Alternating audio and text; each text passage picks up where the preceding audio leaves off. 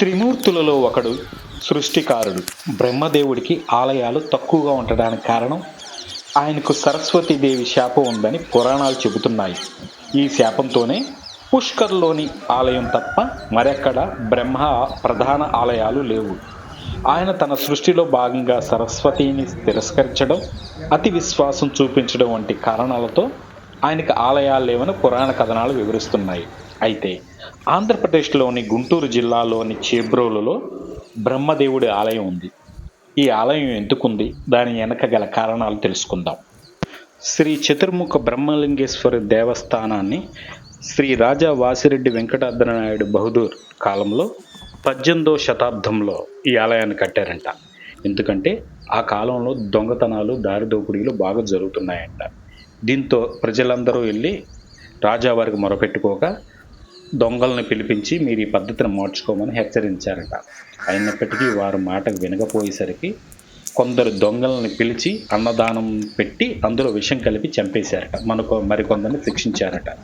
తరువాత కొన్నాళ్ళ తర్వాత రాజా వాసిరెడ్డి గారు తాము చేసిన పనికి ఎంతో బాధపడి ఇంత పని చేశాను, దీనికి ప్రాయశ్చిత్తం కావాలని వేద పండితులను కోరగా పరబ్రహ్మ స్వరూపమైన బ్రహ్మదేవుడి ఆలయం కట్టిస్తే ఈ పాపం తొలగిపోయిద్దని ఆదేశించగా వెంటనే కోనేరులో బ్రహ్మ గుడి కట్టించారట. ఈ ఆలయానికి తూర్పు పడమరాన సహస్రలింగేశ్వర స్వామి ఆలయము, మరో శివాలయం కట్టించారు. దక్షిణ దిక్కుగా శ్రీ రంగనాథి స్వామి వారి దేవస్థానము, ఉత్తరం వైపున శ్రీ వేణుగోపాల స్వామి దేవస్థానం కట్టించారు. 4 మూలల శ్రీ అమ్మవార్ల దేవాలయాలతో అష్టదిగ్బంధనం చేసి మధ్యలో కోనేరు నందు శ్రీ చతుర్ముఖ బ్రహ్మలింగేశ్వర స్వామివారి దేవస్థానంలో విగ్రహాన్ని ప్రతిష్ఠింపచేశారు. దక్షిణ భారతదేశంలోనే ఆంధ్రప్రదేశ్ రాష్ట్రంలో శ్రీ బ్రహ్మ దేవాలయం ఒక్క చేబ్రోలు గ్రామం నందు మాత్రమే కలదు.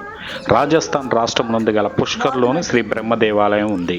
ఈ దేవస్థానం పురావస్తు శాఖ వారి పర్యవేక్షణ ఉండి రాష్ట్ర దేవాదాయ ధర్మాదాయ శాఖ వారి ఆధ్వర్యంలో కార్యనిర్వహణాధికారిచే పరిపాలన జరుగుతున్నది. ఇదే ఆ దేవాలయం. చుట్టూ నలువైపులా అందమైన ప్రాకారాలతో ఆలయాన్ని కట్టించారు. చూసారా కోనేరు ఎంత అత్యద్భుతంగా ఉందో. అందులో బాతులు, చేపలు, తాబేళ్ళు ఎప్పుడూ నివసిస్తూ ఉంటాయి. వచ్చిన వాళ్ళు అటుకులు, మరమరాలు వంటివి వేస్తూ వాటికి మేతను అందిస్తూ ఉంటారు. ప్రతిరోజు ఉదయం 5 గంటల నుంచి ప్రత్యేక అభిషేకాలు చేస్తారు. అదిగో బ్రహ్మదేవుడు చతుర్ముఖ బ్రహ్మలింగేశ్వర స్వామి ఉదయం సాయంత్రం వేళల్లో ప్రత్యేకంగా అభిషేకాలు చేస్తూ ఉంటారు. ఎక్కడెక్కడి నుంచో భక్తులు వచ్చి బ్రహ్మదేవుణ్ణి పూజిస్తూ ఉంటారు. నిత్యం భక్తులు వస్తున్నప్పటికీ అత్యంత వేడుకగా మాత్రం ఇక్కడ పూజలు జరగవు. కొద్దిపాటిగా భక్తులు మాత్రమే వస్తుంటారు. అది మరి బ్రహ్మదేవుడి శాపమో లేకపో భక్తులకు తెలియకో కానీ నిత్యం విరజిల్లుతో మాత్రం ఉండదు. ఏదో పురాణ ఆలయంగా మాత్రమే ఉంటుంది. కొద్దిపాటి భక్తులు మాత్రమే వస్తూ దేవునికి పూజలు చేస్తూ ఉంటారు. కాకపోతే చాలా సుందరమైన వాతావరణం.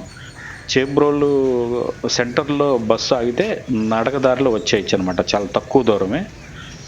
ఇలాంటి గుడి, ఇంత గుళ్ళు ఉన్నాయా అని ఎవరికి తెలియదు అని ఇదే చేబ్రోలు దిగాక ఈ మార్గంలో వస్తే గుడికి వెళ్ళచ్చు. చేబ్రోలు బస్ స్టాండ్, అది బస్ స్టాండ్కి అతి సమీపమే, కిలోమీటర్ కూడా దూరం ఉండదు అనమాట.